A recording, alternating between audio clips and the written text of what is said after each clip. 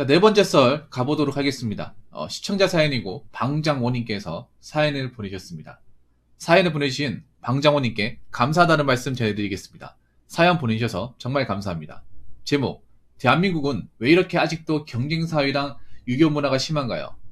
첫 번째, 한국에선 사소한 분야라도 돈 쓸 것이 너무 많습니다. 우리나라에서 음악인이나 예술계통으로 일하시는 분들도 돈 정말 못 벌더라고요.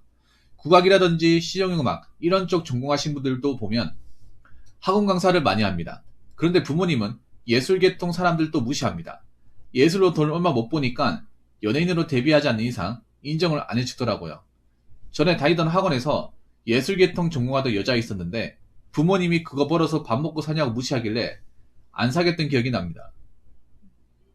두 번째, 전 직장에서도 노래 잘하냐, 영어 잘하냐 이런 걸 물어보시는 분들이 계셨습니다. 그런데 또 그분들 중에 같은 부서 직장 상사분은 지인분과 저를 비교하는 게 이해가 안 갔습니다. 최용원 소장님이 했는데 업무 능력이 너무 안 좋다고 갈굼과 무시 자주 당하면서 전 여전히 현재도 자존감이 바닥이 됐습니다. 원래도 바닥이었는데 직장이란 곳은 원래 남을 배제하는 경쟁사회고 위로나 조언 같은 걸 하기가 힘든 곳인가요? 직장뿐만 아니라 대한민국 사회가 경쟁사회입니다. 연애도 경쟁입니다.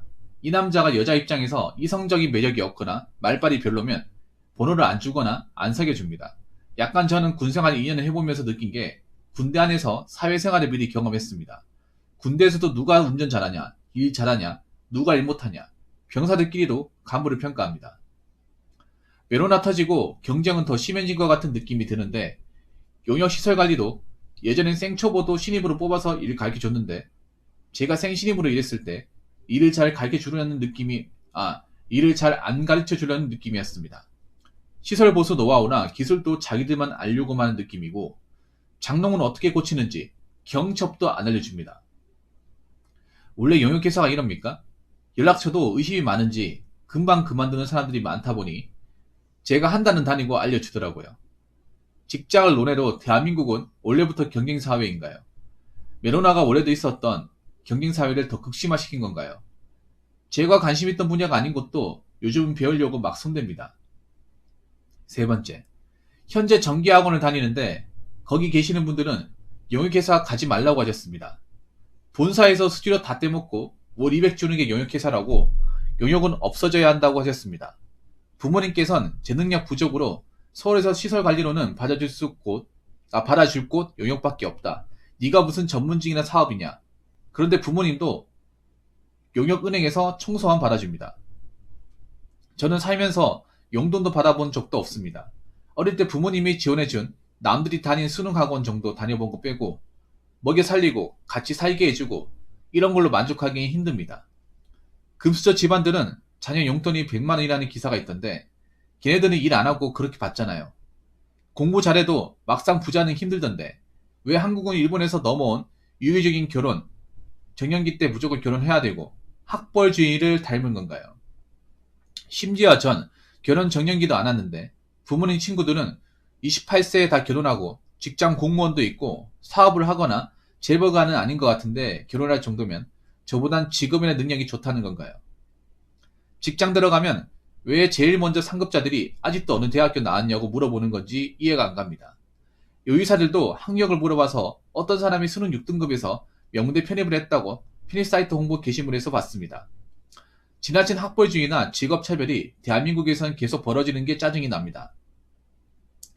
한국은 서양의 경우와 다르게 청소나 경비한다고 남들한테 떳떳하게 얘기 못하잖아요. 직업이나 학벌 차별, 겉으로는 사람들이 티를 안 내지만 학원 강사분 중에는 초대절인 분이 계셨는데 여기 일하는 사무직 직원분들은 다 대절이라고 되게 난감한 상황이 나오더라고요. 부모님께선 자꾸 적성에도 맞지 않은 시설관리 쪽으로만 밀어붙이는 게 전 납득이 되지 않습니다. 지역 안 가리고 제가 할 수 있는 직업이 계속 제조업, 시설관리, 남들이 하기 힘든 현장직 이런 쪽이라는 게 진리입니다. 유통하시는 분도 용역시설에 와서 안 좋은 분위기에 못 버텨서 5일 만에 사직 써내고 시설 안 한다고 이직했습니다. 사업도 돈이 많아야 시작할 수 있고 능력이 돼야 할 수 있는 거 라면서 저에게 밥통, 또라이 아니야? 밥통아 또라이 아니야? 이런 식으로 비난도 자주 합니다. 아버지 간섭은 그 정도까지는 아닙니다. 자존감 하락의 원인이 부모님의 과도한 간섭입니다. 제가 볼 때 한국에서 가질 수 있는 직업이 그렇게 많지 않은 것 같습니다. 서양은 청소나 시설 관리만 하더라도 일자리가 많습니다. 대우도 우리나라는 다르고요. 한국은 택배기사나 시설 관리도 일자리 별로 없어요. 시설 관리, 해외하고 인식도 틀리고 땅덩어리가 좁아서 일자리가 적은 건가요? 라고 하셨습니다. 여러분 이분 사연은 아시겠지만 정상적인 시각으로 보시면 안 됩니다. 이분이 약간 좀 내용이 좀 겉도는 게 있어요. 그거 참고하시고 들으시면 고맙겠습니다. 일단 뭐 첫 번째, 한국에선 사소한 분야라도 돈 쓸 것이 너무 많습니다. 네, 맞습니다. 더 돈이에요. 특히 서울은 진짜 돈이죠. 서울은 진짜 돈이죠. 서울이야말로 사소한 분야에 돈 쓸 것이 너무 많죠. 서울 인프라가 좋다고 하죠. 그 인프라 다 돈이죠. 그래서 그 인프라 다 지기면 돈을 못 모아요. 우리나라에서 음악이나 예술계통 일하시면 돈 정말 못 벌더라고. 그렇죠. 일단 음악인으로서 뭐 콩쿨 대회 같은데 이제 우승해가지고 입상 성적이 있다거나 방송에 나와야 돈이 되고, 예술계통이 있는 사람들도 어떤 대회에 입상하거나 어떤 프리랜서로 어떤 자기의 가치를 드높였을 경우에 돈을 버는 거지, 그런 사람 얼마 되지도 않고 대다수의 사람들은 뭐 자기 어떤 그런 꿈도 못 피워보고 그만두는 분도 많아요. 왜냐하면 음악인 같으면 생각해봐. 보통 음악으로 먹고 살려면 어떻게 돼요? 어떤 연주회 같은 거에 자기가 이제 초청을 받고 이제 자기 어떤 개인 연주회를 한다거나, 아니면 가수가 돼서 자기의 히트곡을 만든다거나, 아니면 뭐 춤과 노래, 외모 같은 끼가 있다거나. 근데 그런 사람들은 차고 넘쳐요.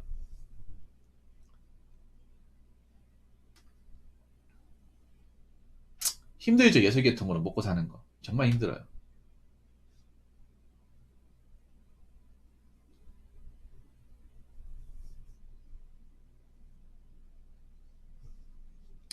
대한민국 경쟁사회 맞습니다. 방정원님. 굉장한 경쟁사회 맞아요. 근데 다른 나라의 경쟁인데 우리나라가 좀 경쟁이 심할 뿐이죠. 특히 우리나라 눈에 보이는 경쟁이 심하죠. 경쟁을 해야 되는 건 맞는데 우리나라는 정말 경쟁 안 해도 되는 것도 경쟁을 해야 되기 때문에 문제예요. 왜냐하면 우리가 타인을 비교하는 것도 너무 이제 사소한 것마저도 경쟁을 하다 보니까 비교까지 가는 거예요. 비교할 것만 비교하고 살면 되는데 정말 갓땅치도 않은 것까지 다 비교를 해버리니까 사는 게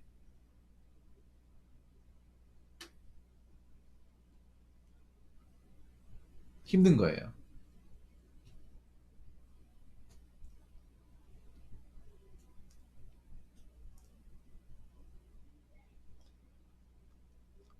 자, 여기 보면 시설보수 노하우나 기술도 자기들만 알려고만 하는 느낌이고, 장롱을 어떻게 고치는지 경첩도 안 알려줍니다.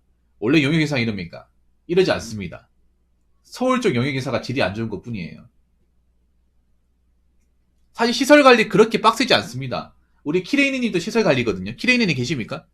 계셨던 걸로 알고 있는데. 님이 너무 서울 쪽에 일자리만 보려고 하니까 문제예요. 키레이님 솔직히 말해서 시설관리가 물론 사회적 냉대나 뭐 급여적으로 박봉이 있어도 할만하지 않습니까? 개인 시간도 많고. 저게 막 24시간 빡빡한 일이 아니에요. 안 그러면 왜 이걸 오래 할까요?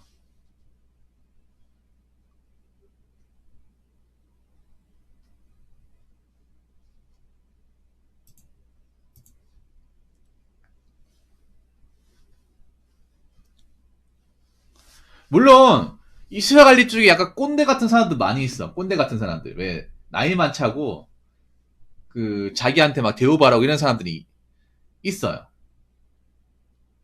있는데 그런 사람들 비위만 잘 맞춰주면 괜찮아. 그러니까 오래 버티는 거예요. 막 일까지 힘들어 봐요. 일까지 막 정말 골치 아프면 누가 할까? 안 그래요?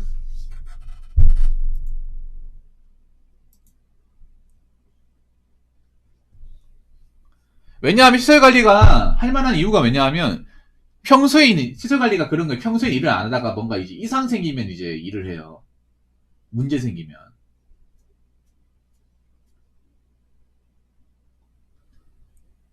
그렇잖아요. 평소에는 점검만 하다가 이상 생기면 고치고 하는 건데 특별하게 고장은 안 나요. 그 시설이라는 게 쉽게 고장 안 납니다. 그럼 중간중간 이제 뭐 소모품만 교체해주고 갈아주면 되는 거야. 한번 점검해주고. 맞잖아요. 보통 그거 반복이잖아요. 정말 고치기 힘든 것들은 그러니까 외주업체 부르면 돼요. 간단한 건 고치다가 뭔가 스케일이 크거나 복잡하면요. 그냥 내가 전기 일을 한다고 하더라도 너무 막 안에까지 뭔가 문제가 심각해. 괜히 건들면 파손될 것 같아. 그러면 저기 외주업체 부르면 돼요.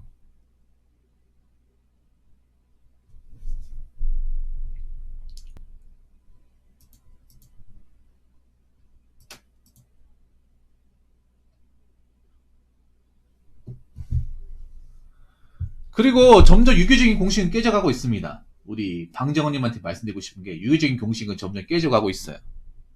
유지가 안 되거든. 왜냐? 몇 세 되면 결혼해야 돼. 그런 거 답이 어딨어, 안 그래요? 이런 거 답을 만들어 놓은 것도 웃겨. 우리나라가 좀 이상한 거예요, 여러분. 사람 인생이라는 게 이제 정답이라는 게 없어요. 각자 자기한테 맞는 거 찾아가면 돼. 결혼도 정답이 아닌 거, 어떻게 보면.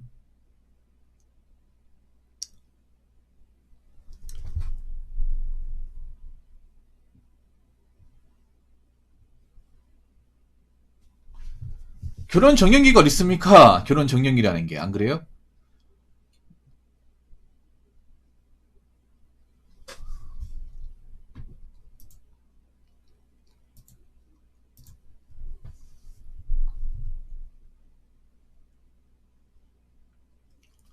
그런 거 없습니다. 물론 결혼을 늦게 하면 좀 불리한 건 있지. 특히 뭐 여자분들 같은 경우에 출산 같은 거, 남자 같은 경우에 뭐 성기능 같은 거 문제 생길 수 있고, 체력 같은 거. 그리고 이제 여자분들 같은 경우에 출산할 때 이제 좀 건강하지 않은 이제 아기를 출산할 가능성이 높고 뭐 그런 건 있죠.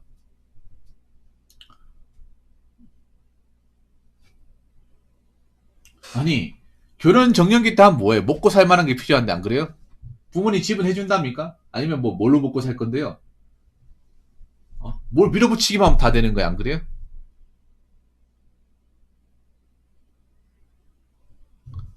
어? 여기 제목이 나와 있잖아요. 음, 일자리가 별로 없는 게 아니에요. 일자리는 많아요. 일자리는 많은데 일자리 다음 일자리가 별로 없는 거예요. 일자리 다음.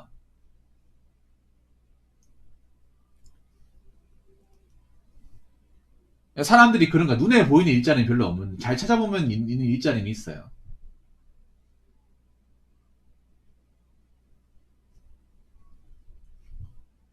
부모님 친구 자녀들은 28살에 다 결혼했다고 그거 어떻게 증명할 수 있어요? 여러분 28살에 결혼하는 케이스가 있습니까? 여러분 주변에 있습니까? 나 본 적 없는데.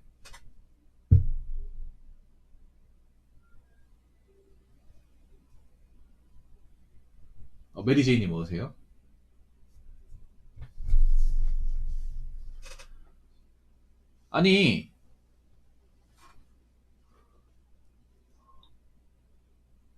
아니 웃긴 게 그 사람들 하는 말 다 믿어요? 여러분 생각해봐. 남들이 하는 말 다 믿어? 제가 봤을 때 있잖아요. 그 부모님이 좀 문제가 많네. 부모님이 자존감이 낮네요. 그게 방정원님한테까지 미치는 거네. 남들이 하는 말 다 믿어요? 남들이 결혼했다고 하면 다 결혼했다고 생각하는 거야? 남들이 대기업 갔다고 하면 다 대기업 간다고 생각해요? 주변 사람들, 원래 가까운 사람들이 거짓말 더 많이 합니다.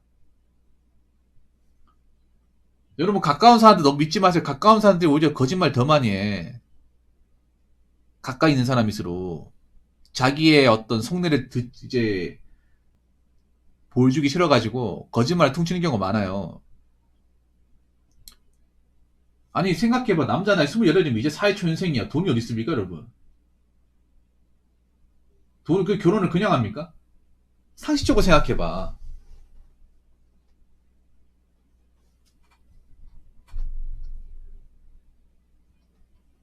상식적으로. 말이 안 되잖아, 여러분.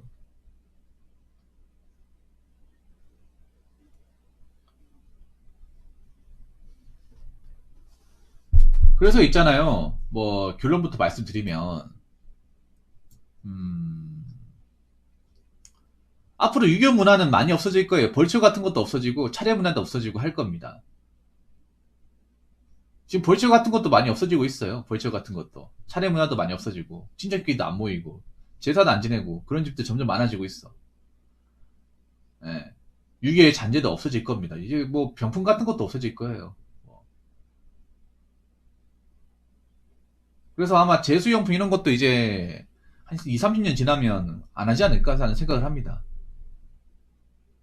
과거에 뭐 유교문을 따졌지만 지금 유교문 따진다고 하는데 뭐 꼰대 소리밖에 더 듣습니까? 그렇게 뭐 젊은 세대들한테 필요한 것도 아니고요. 아니 생각해봐. 까놓고 뭐 제사 같은 거 지내봐야 뭐 조상님들이 뭐 날 뭐 제대로 챙겨주기라도 한 적 있습니까?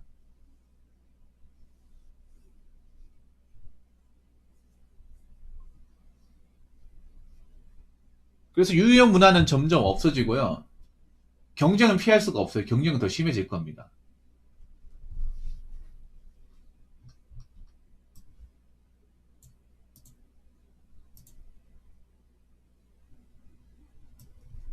예, 경쟁은 더 심해질 거예요. 경쟁이 힘들어도 어쩔 수 없어요. 경쟁을 해야 성장하는 겁니다. 경쟁을.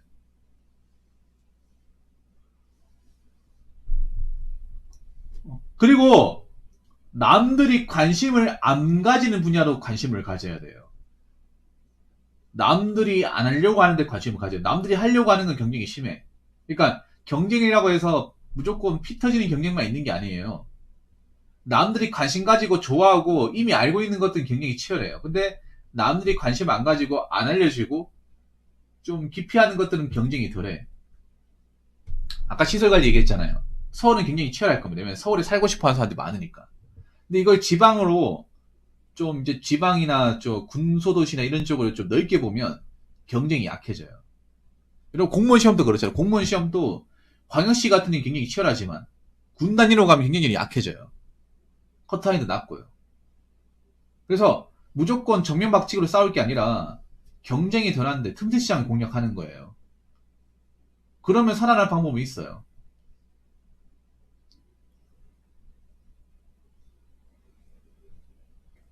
너무 눈에 보이는 것만 하는 게 아니라 내가 그동안 가보지 못한 거 있잖아요. 남들이 안 보는 거. 그런 거에 관심을 가져야 됩니다. 남들이, 그러니까 내가 좋아하는 거는 남도 좋아해요. 그러면 경쟁이 치열한 거예요. 내가 좋다고 생각하는 거 남도 좋다고 생각을 해. 그러면 경쟁이 치열해. 무슨 말인지 아시겠습니까? 서울이 일자리 질이 안 좋잖아요. 시설 관리. 그럼 시설 관리가 안 좋으면 다른 지역으로 나와야 돼요. 다른 지역으로.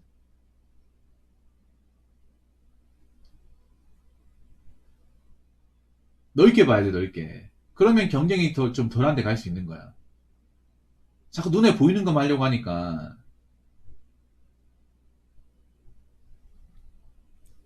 눈에 보이는 것만 가려고 하니까 안 좋죠. 왜 서울을 안 벗어나려고 하는 거야, 서울을. 아니, 서울을 왜 안 벗어나려고 하는 거예요, 서울을. 아니면 보안업체 가든가.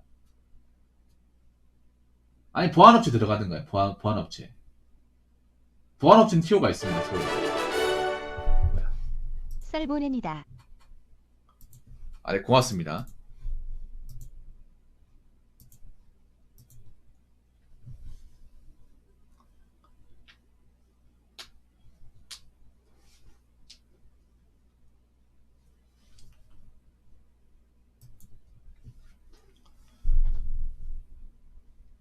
예, 보안업체로 일하면 티오 많습니다, 보안업체.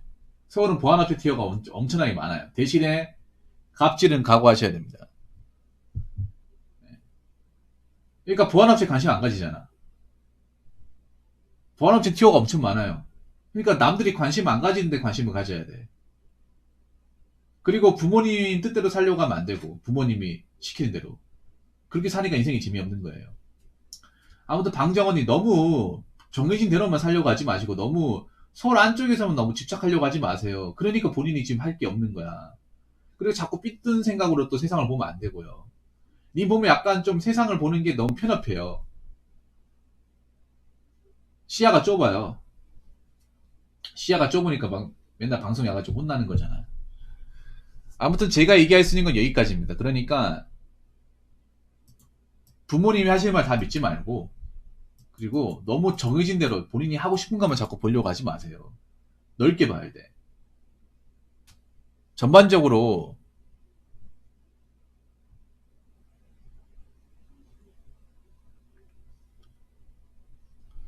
넓게 보셔야 돼요. 넓게. 서울이 일자리지 안 좋은 것이야, 여러분. 서울에 일해보신 분도 아시겠지만 서울은 덩치만 크고 일자리지는 그렇게 좋은 곳이 아니에요.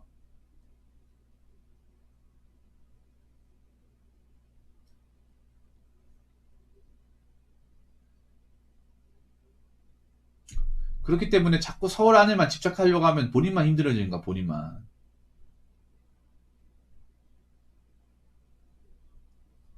그래서 똑같은 얘기 안 할 테니까 여기까지만 할게요.